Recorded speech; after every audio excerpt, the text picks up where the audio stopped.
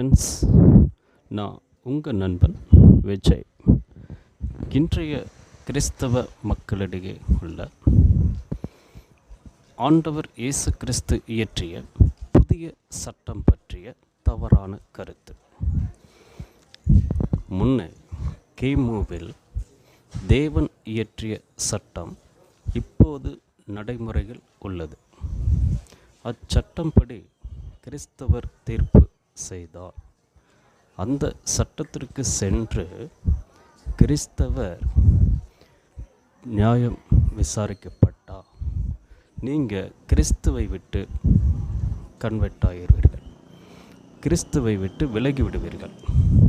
எனவே கிறிஸ்தவர் இயேசு கிறிஸ்து இயற்றிய புதிய சட்டத்தை கடைபிடிக்க வேண்டும்.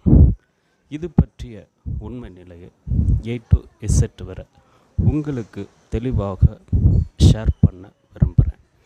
நீங்கள் என்ன தொடர்பு கொண்டு கேளுங்க. God bless you.